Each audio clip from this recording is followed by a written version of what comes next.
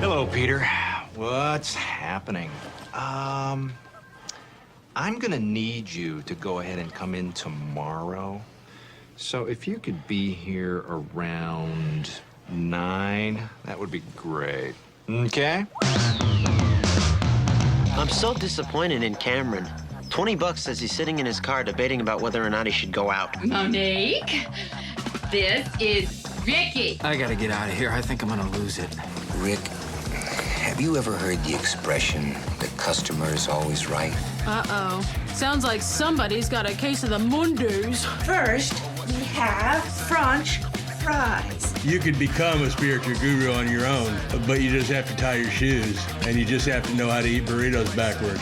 That's not our policy. Hey everybody, welcome back to the intersection of faith, family, and filmmaking. You're listening to Fearless with Mark and Amber. Here you'll find hope, truth, and practical encouragement to stand strong in your faith and lead your family with courage in today's culture. I'm Amber Archer, and joining me is my husband, author, director, speaker, Mark Archer. We are doomed! Run away! Run for my life! You can learn more about us and our media ministry by visiting fearlessfeatures.org. It's also a great place to make that one-time or monthly donation if you are passionate about reaching the lost for Christ through media. Visit fearlessfeatures.org to share your support today. Let's talk about buttered sausage. Talk about buttered sausage, where it comes from, what it does. Why is it doing what it's doing? Get it out of my face.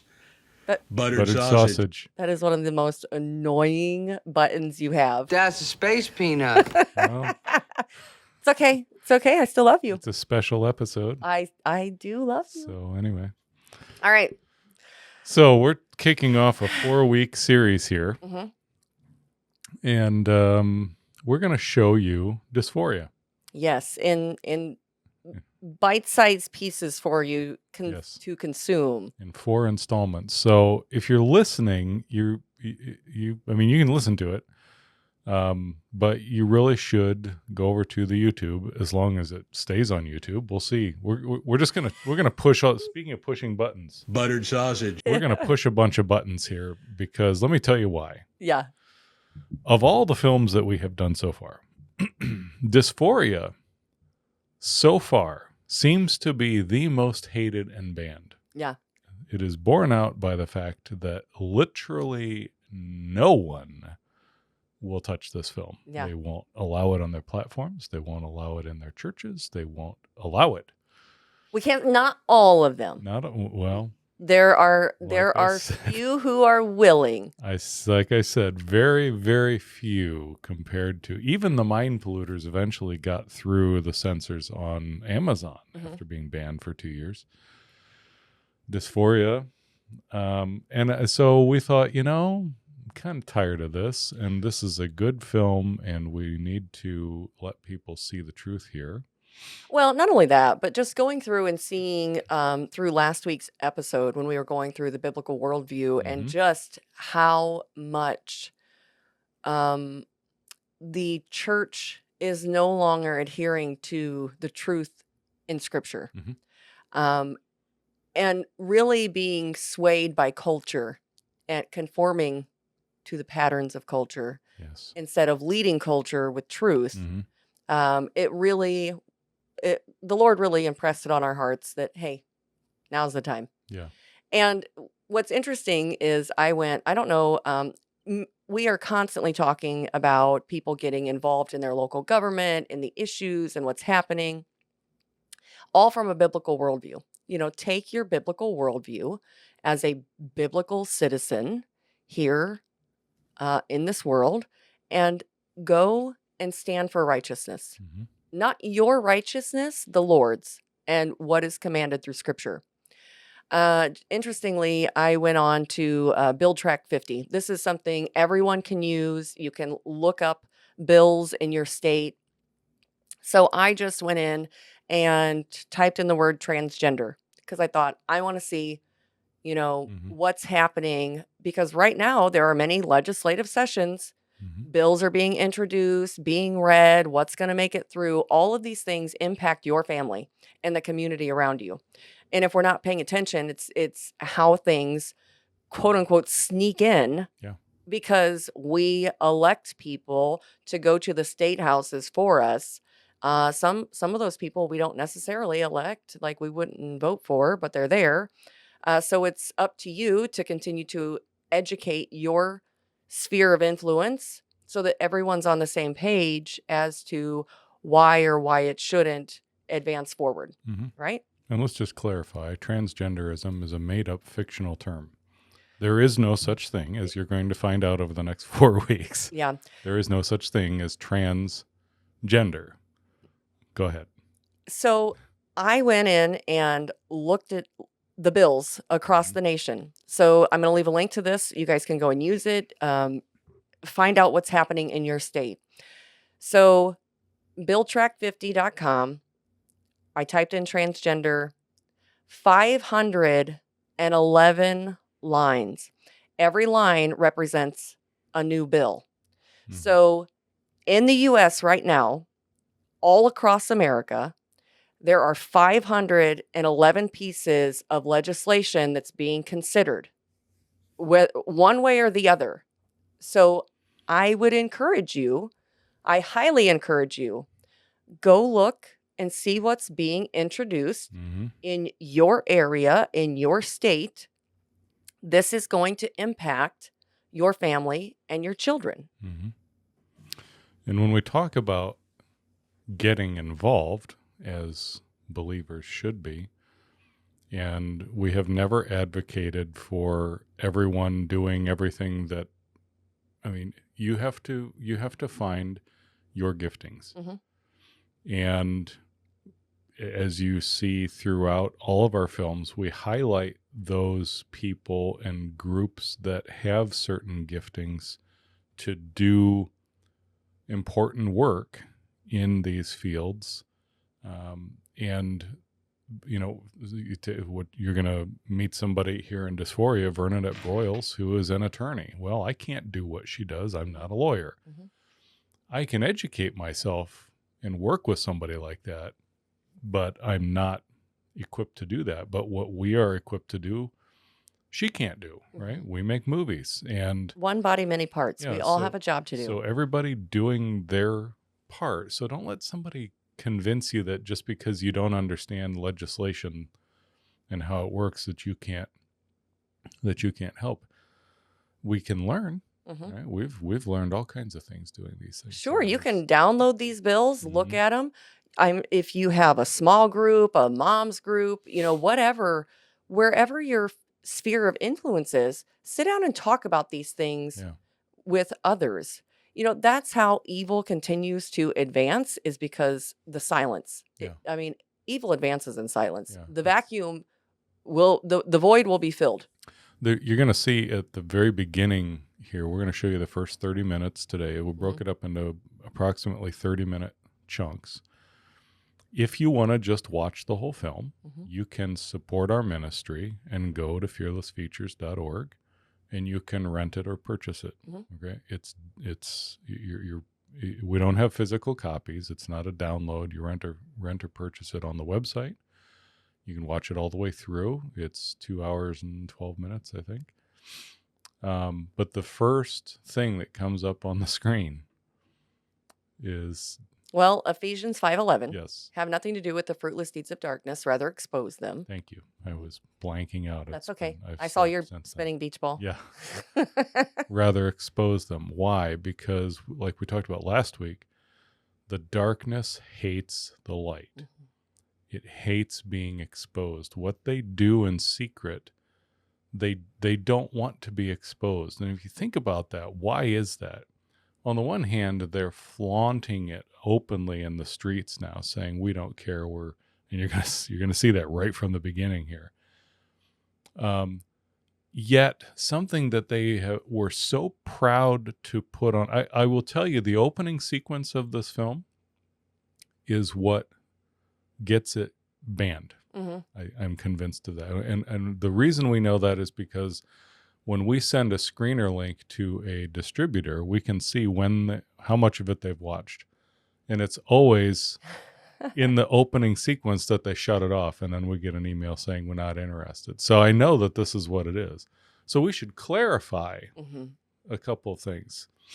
But before I get to that, what you see in the open is these people that are openly celebrating in New York City what they're doing and what they stand for and shouting their intentions to the world. I'm not going to give it away.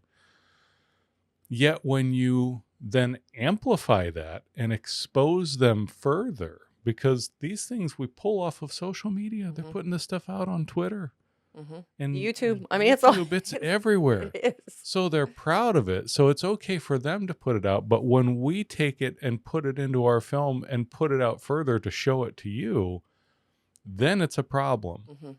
Why is that? Because as believers, we are light bearers and we're exposing them. We're not celebrating it. We're showing it and saying, look at what they're doing. And that's the subtle difference. So let me start with Romans 1. Well, and I will say, just before we get started, parental discretion is advised here on these next 4 episodes. If you happen to be watching this online and you have small children around, I would suggest that you wait until later when you can watch this when you're by yourself or with other adults. This is not going to be a child-friendly episode. No. So the opening sequence of the film, the dialogue, the script that I'm reading from is not mine. I have to give full credit to the original author, is the Lord.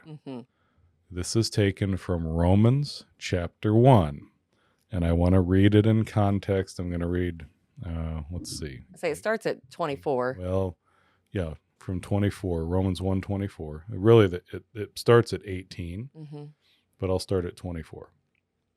Therefore, God gave them over to the sinful desires of their hearts, to sexual impurity, for the degrading of their bodies with one another. They exchanged the truth of God for a lie, and worshipped and served created things rather than the Creator, who is forever praised. Amen. Because of this, God gave them over to shameful lusts. Even their women exchanged natural relations for unnatural ones. In the same way, the men also abandoned natural relations with women and were inflamed with lust for one another. Men committed indecent acts with other men, and received in themselves the due penalty for their perversion. Furthermore, since they did not think it worthwhile to retain the knowledge of God, he gave them over to a depraved mind to do what ought not to be done. And it goes on. So, what we've learned is we can't assume that people even understand what that's from, but that is the first chapter of the book of Romans. It's a letter written by the Apostle Paul to the church at Rome. So living in a corrupt society and culture. Yes, absolutely corrupt. And so that's what that's from. And I wanted to clarify that. And then I also want to just go back to the first chapter of the first book of the Bible. Genesis 1, verse 27. So God created man in his own image. In the image of God, he created him. Male and female, he created them. End of discussion. There you go. It's in the very beginning of the book. That's how we know there's no such thing as men becoming women, women becoming men. This is the established order by the Creator God. He made you one or the other, and you can't change that. And that is not a popular opinion these days. No, but also throughout Scripture, you can see where the Lord told the men not to dress as women and the women not to dress as men. Yes. And so it's later in the book of Genesis, you can read the account of Sodom and Gomorrah. Leviticus 18 is all about sexual relations. Oh yeah. Yeah, read Leviticus 18. We could go on and on and on. So I would say if you have been in a church for a while and you're not hearing these truths, you should ask why. It is not, you, believer, are not without excuse. You have the written word. So it is incumbent upon the pastors to teach this. If they're not, you're not without excuse. You have the written word. So you can't just say, well, they didn't teach me this.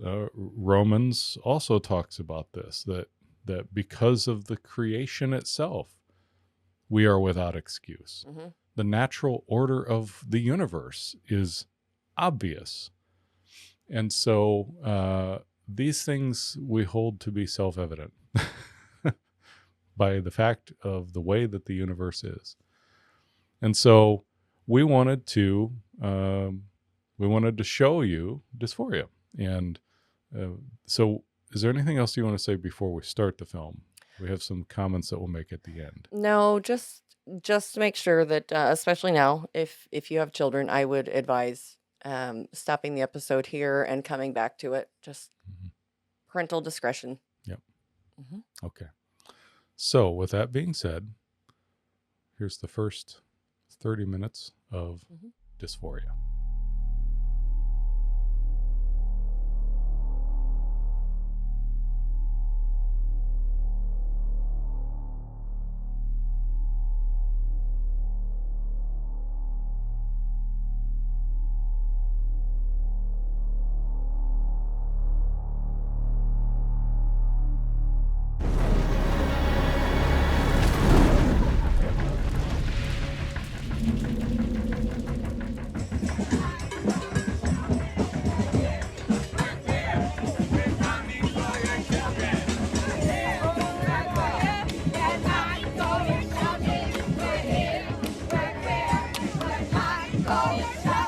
Therefore, God gave them over in the sinful desires of their hearts to sexual impurity for the degrading of their bodies with one another. They exchanged the truth of God for a lie and worshiped and served created things rather than the Creator, who is forever praised. Amen. Because of this, God gave them over to shameful lusts. Even their women exchanged natural relations for unnatural ones. In the same way, the men also abandoned natural relations for unnatural ones. In the same way, the men also abandoned natural relations with women and were inflamed with lust for one another. Men committed indecent acts with other men and received in themselves the due penalty for their perversion. Furthermore, since they did not think it worthwhile to retain the knowledge of God, He gave them over to a depraved mind.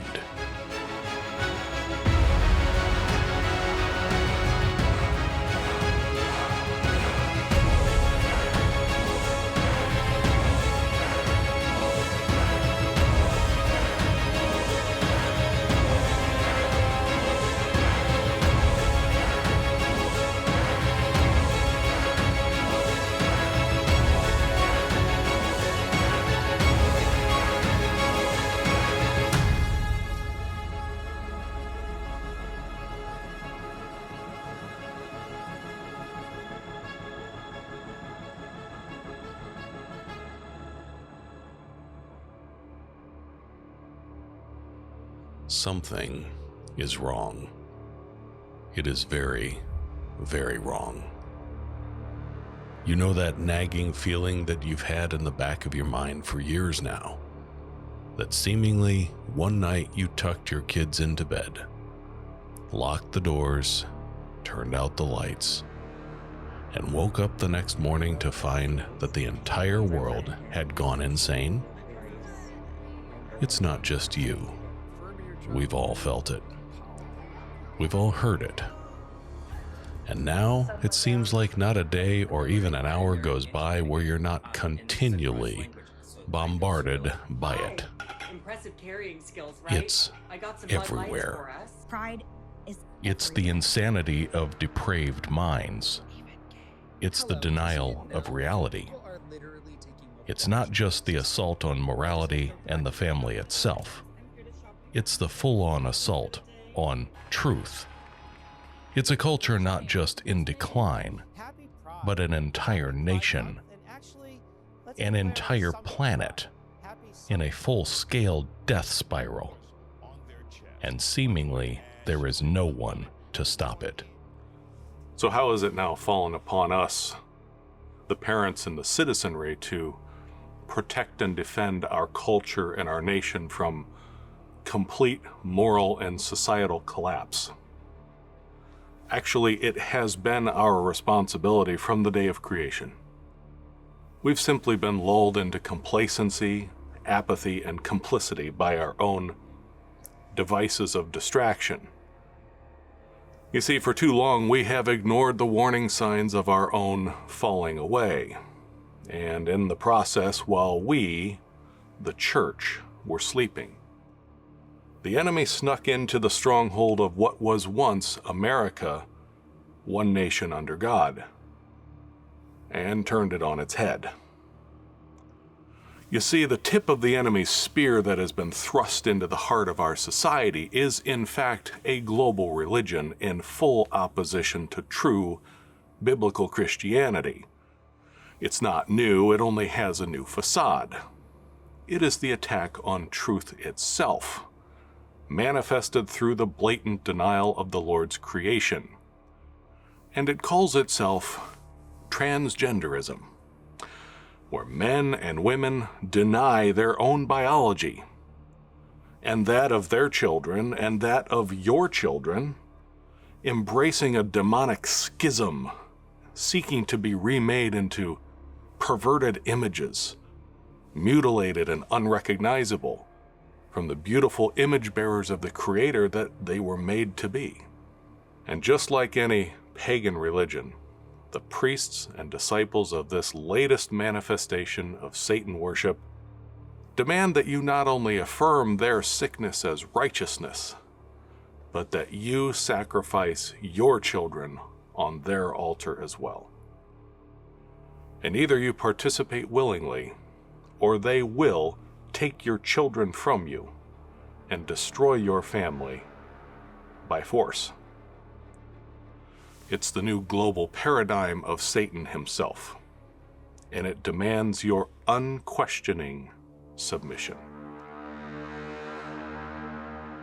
So, how did you get involved in the transgender issue? Well, our daughter, at the height of COVID, it was May of 2020, came to us and told us that she was experiencing distress over her sex. The way that she described it was, I don't feel like a girl. And so that was kind of our introduction into gender ideology. We were very naive at the time, had no basis of understanding what was happening in terms of a social contagion. And that was 2 years, it's been over 2 years ago now.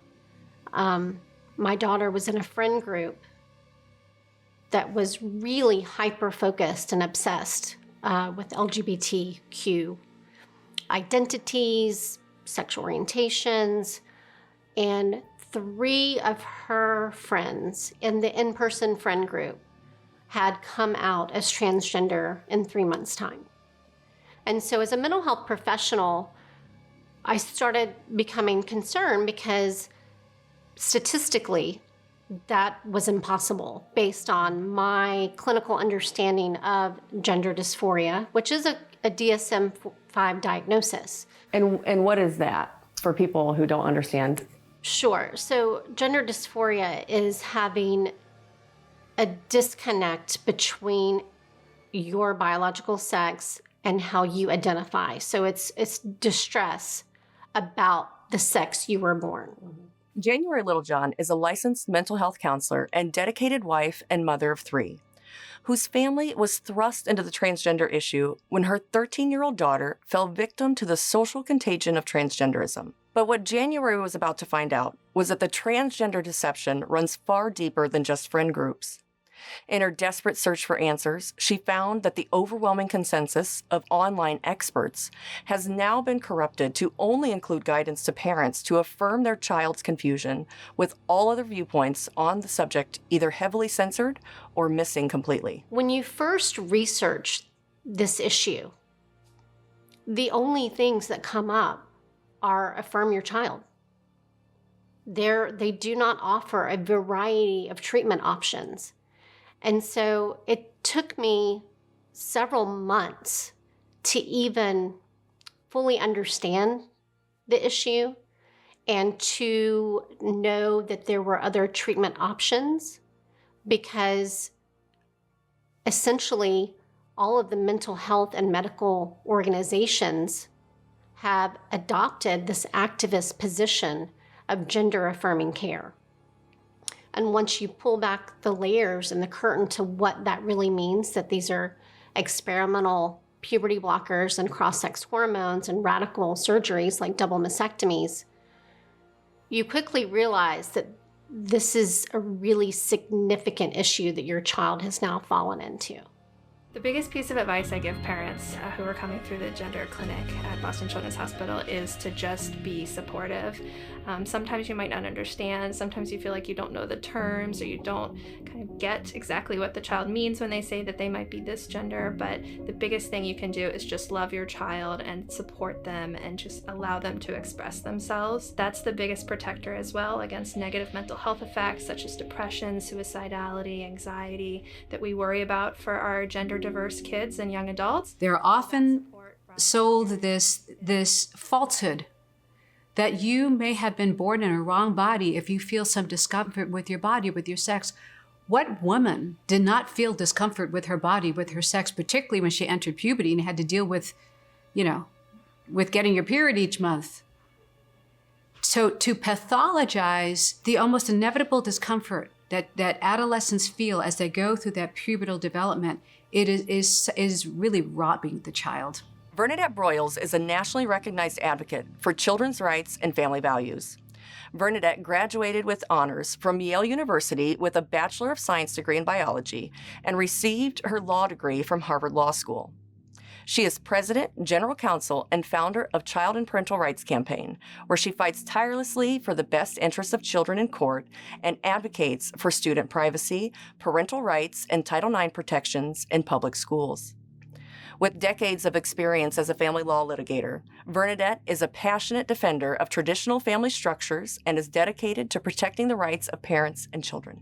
Puberty is a very significant, extremely important, critically important biological transition that enables both the body and the brain to fully develop into a healthy adult and to develop the capacity to be an adult that can have children of their own. When you stunt that, you stunt their brain development, you stunt their bone development, you stunt their physical development in myriad ways, and you lock them into almost a childlike existence.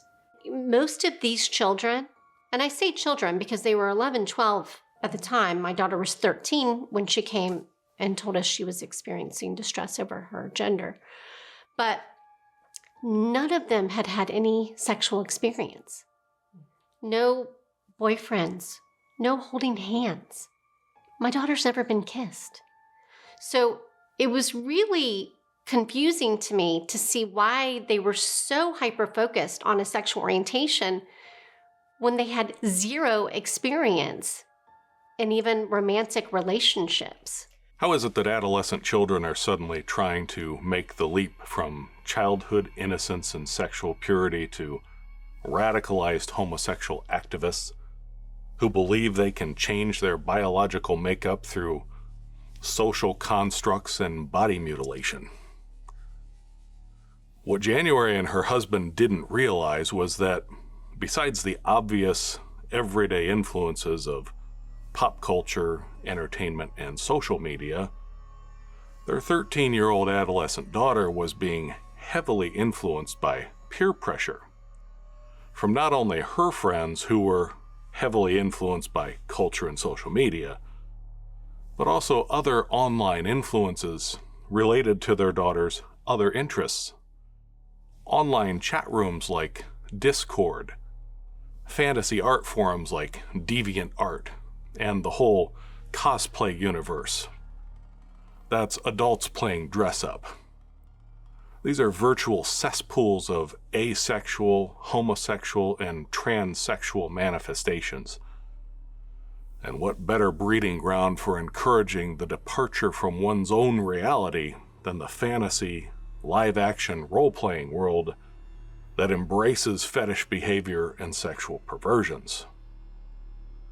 But surely her daughter was in a safe and grounded atmosphere at school, right? I mean, surely the place so many people entrust their children to 5 days a week, 8 hours per day to be taught academics, science, math, history, language, and reasoned thought, would be a safe haven from such childish side distractions. Surely the adults entrusted to teach the children would be an anchor of reality to misguided youth. Not a chance. Well, I reached out to my daughter's math teacher, and because both my children had her for algebra. And so I let her know that we were experiencing this struggle as a family, that we were not affirming at home, that we have sought mental health counseling, and that I believed her new identity, which she had never struggled with before, was directly related to her friend group. And this was all through email, which is the worst form of communication. But it was all I had at the time. And, I was still trusting, as I had years and years before with the incredible teachers that we've been blessed with, that they were on my team, that they shared similar values. They wanted what was best for my child, just like I did.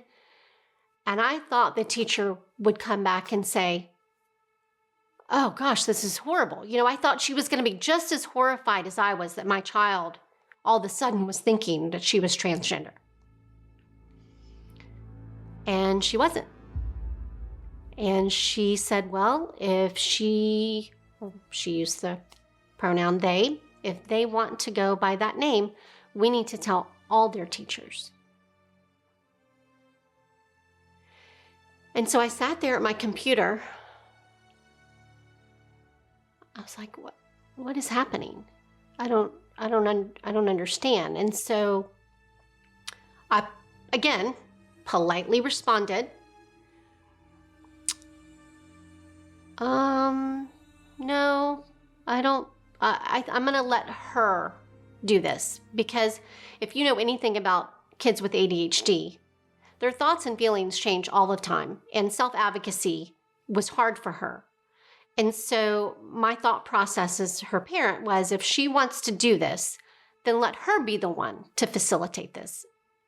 But that should have been a huge red flag for me.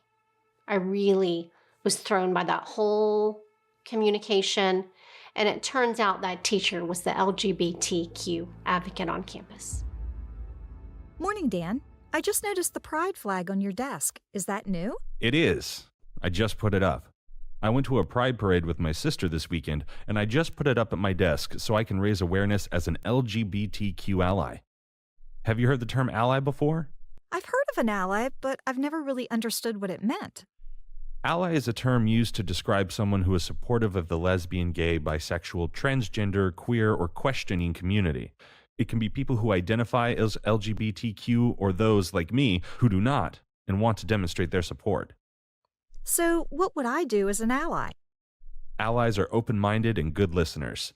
This creates an atmosphere LGBTQ individuals feel safe. Allies accept the identities of others and don't press them for details they may not be comfortable sharing. They do not use slang, derogatory language, or use terms that are offensive. So what we're seeing on a national basis is our educators, counselors, librarians promoting what is essentially a pseudo-scientific ideology to children in school. And we're seeing it all around the country. We're seeing almost identical guidance being given to teachers and educators to withhold from parents basic information about their child. When their child begins to exhibit signs of confusion with their biological sex, or a desire to be seen as if they were the opposite sex, that educators are being told to withhold that information from parents, and in many cases even to purposely deceive parents so that parents wouldn't know this is going on at school. And so they begin a process of socially transitioning the child at school with things like children coming to school and changing their appearance once they arrive. Children demanding to be use a different name, the name of the opposite sex, or pronouns of the opposite sex. And so they're being treated at school as if it's a young girl, as if they actually were a boy. And this is completely behind the parents' back.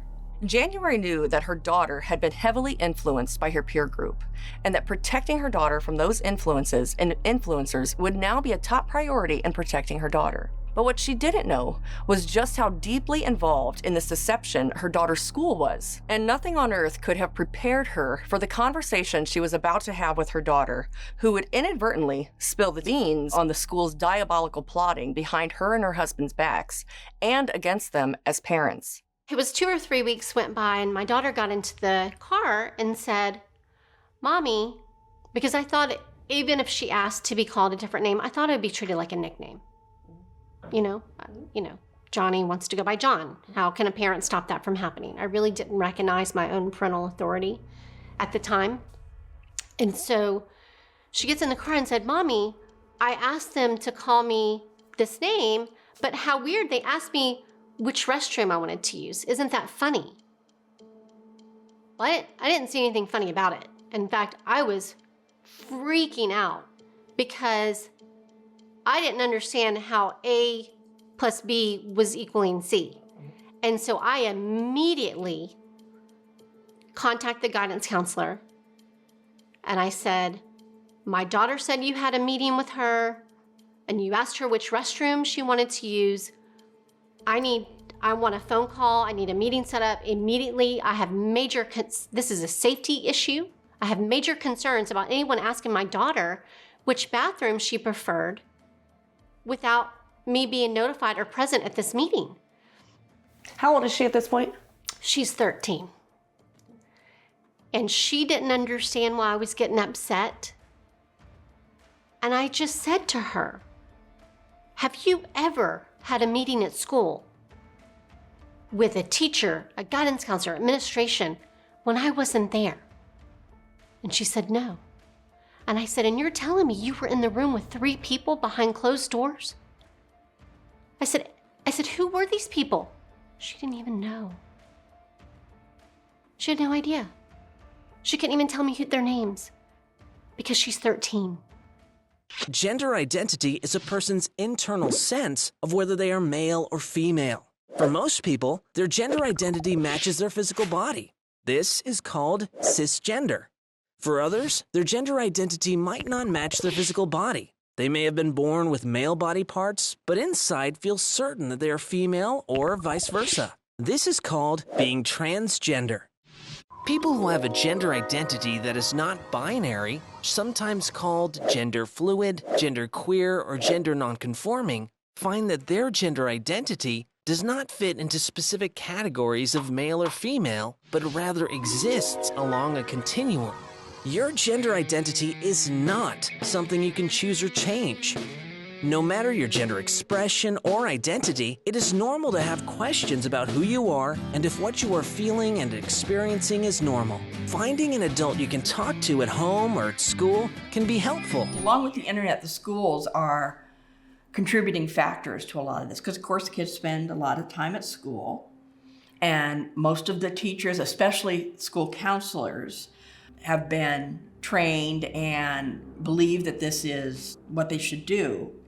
And they're all trained to say, okay, you need to affirm these children when they come in, and if they say they want to be called Johnny and he, him, and it's a girl, you have to do this. And then a part of what they also do is they say, you can't tell the parents.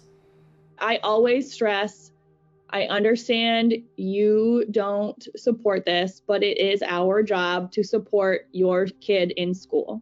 Like, that is point blank our job. Your job is to support them at home. It's our job when they're with us for those 7 or 8 hours. We have to legally make school a safe space. And if your student, if your child, parent, if your child is telling us, I feel safe in school, to feel safe in school, I need you to call me this name. We have to do that. Mary McAllister is Senior Litigation Counsel with the Child and Parental Rights Campaign. Mary is a leading advocate for parental and First Amendment rights and has fought tirelessly for the fundamental freedoms in all levels of federal and state courts. With a wealth of experience advocating for children's rights, Mary is particularly passionate about protecting children from the harms of early sexualization and exploitation. Parents are kept in the dark, and until somehow they learn that their child has been, and what they call it is social transition or social affirmation, where they're trying out this new identity by being called Mary or whatever name, pronouns, in some cases using the restroom of the other sex. They see it as a first step in transitioning from one gender to another.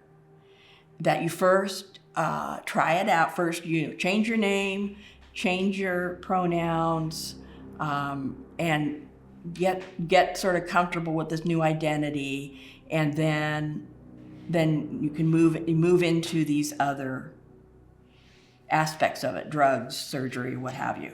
So this was a concerted team effort where they collaborated with my minor child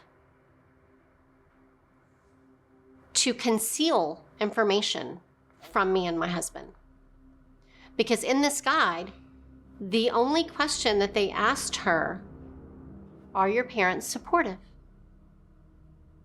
And if the answer is no, then you're not invited, you're not notified.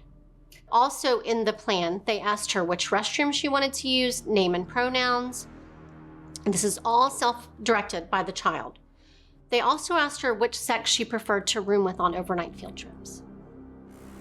It's remarkable to us that we see written guidance or de facto verbal guidance that is almost identical as far away as Florida from Massachusetts to Oregon to California to Kansas in schools all over the country, which tells you that there's a common modus operandi. There's a common ideology that's at work in these situations, all with the same common thread of schools deliberately undermining the authority of parents to be able to make fundamental mental health decisions about the treatment of their child and the basic upbringing of their child in school, where teachers and educators in those circumstances are taking the position that somehow they know better than parents what is best for their children.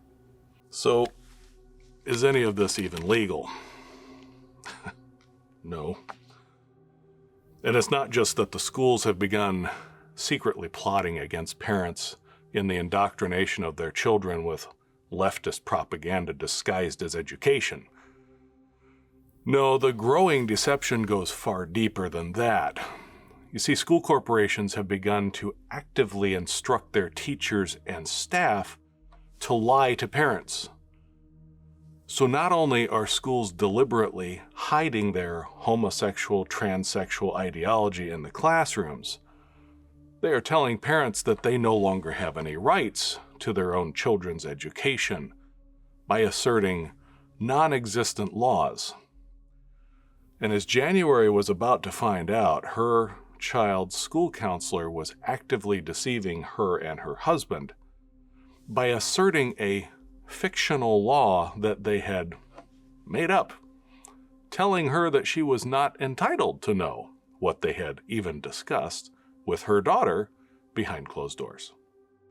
She told me, I cannot give you any information about this meeting. Your daughter is now protected by a non-discrimination law.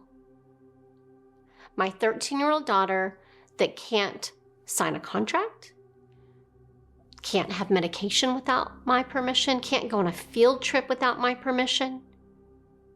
But now she's somehow protected from me, her parent, who knows and loves her the most. And they said she had to be the one to authorize my notification or attendance to the meeting. One of the things that we have to always factor in as educators is the fact that we are in a setting where parents are made to relinquish custody and control of their children. Now think about that. There is no other setting or no other time when a parent is made to give up control of their child.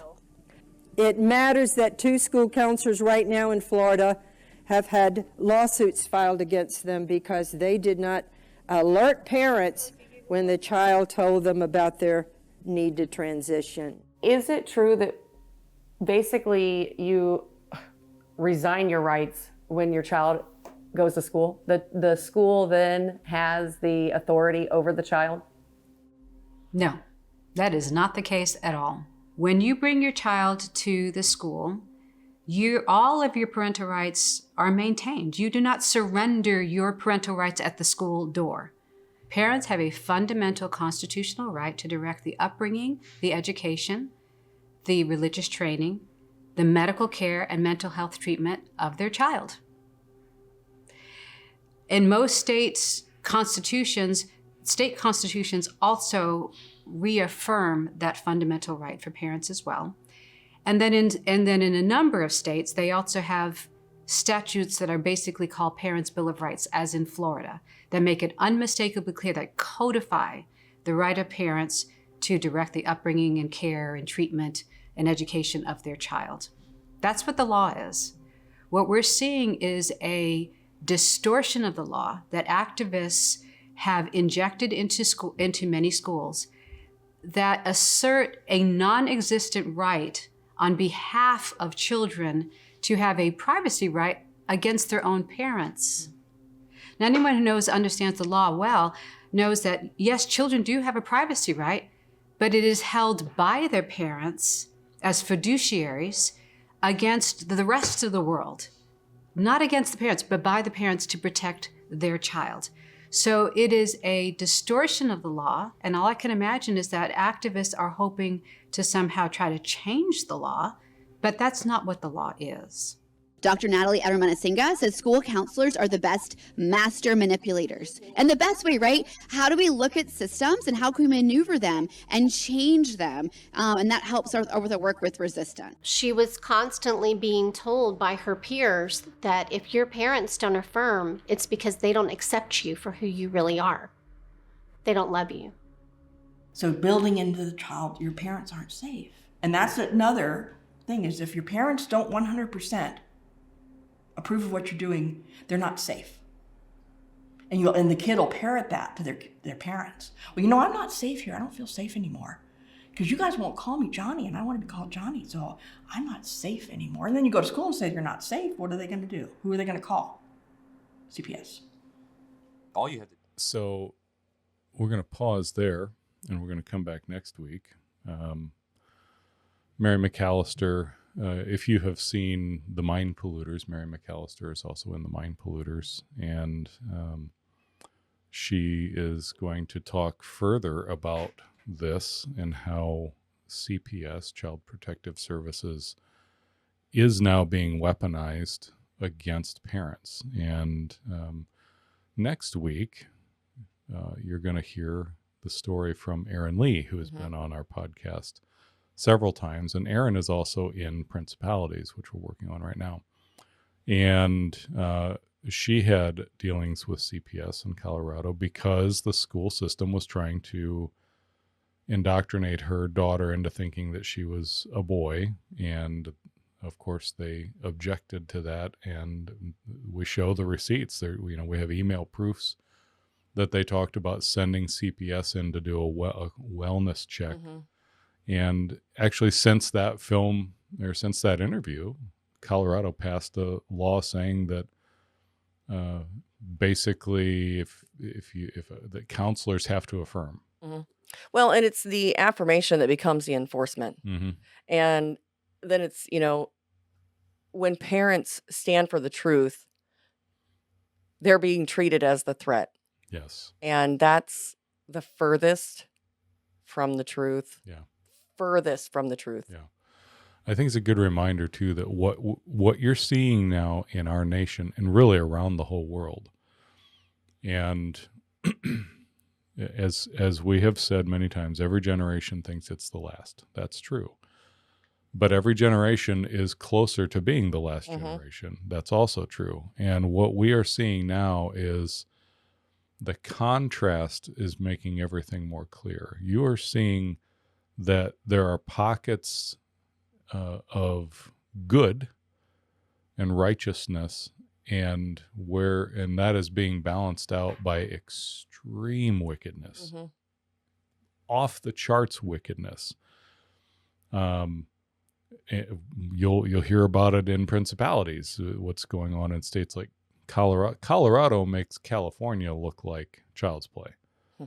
And what's just happened in Virginia and New York City, and as we're recording this, Minnesota. I mean, it's just where it pops off, it just gets really dark really fast.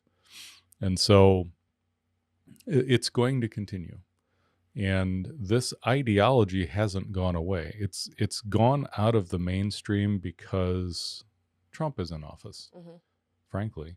And so a lot of us, and I celebrate that, we're looking at that saying, thank you. It's not official policy anymore. We've purged our military of it. But they haven't gone away. It's not like the next day after the election, all these ideologues woke up and went, oh, you're right, I'm going to follow Jesus. They've only doubled down, gotten more extreme, more radical, because they're like cornered rats. And you have to remember there are only two worldviews. There's God's worldview and man's worldview. And man's worldview is Satan. Well, and like we talked about last week, the biblical worldview and just the data of churchgoers who only 39% of church-going adults believe that the Bible is clear about transgenderism. Yeah. I mean, that's an alarming statistic. Yeah. So let me just, again, go back and just dispel this. Get your Bible and go to chapter 1 of the first book, Genesis 1, verse 27. Let me just read it again. So God created man in his own image. In the image of God, he created him, male and female. He created them. Yeah. That is it. Yeah, and we're going to leave a link. So with each of these segments of the film, we have put together a study guide, a discussion guide for families and small groups, for churches, so that you can really take this and really ask yourself the questions that need answered from a biblical perspective. Yes. And so we want to help you as much as possible get up to speed with what's happening in our nation right now, to protect the next generation, stand up and be a voice, because what are we leaving them? Yeah, exactly. And I guess before we go, we'll just throw out a couple of reminders. Compromised is available on Amazon. Ark Encounter Answers for Women Conference. Tickets are still available at this point for the first conference. And the Worldview Matters Conference in May in Green Bay will be there. And a screening of Inwood Drive happening in Elkhart, Indiana on February 12th. February 12th. So coming up. Yes. So you can check the website for all that, and we hope that we will see you at one of those events and pick up a copy of the book.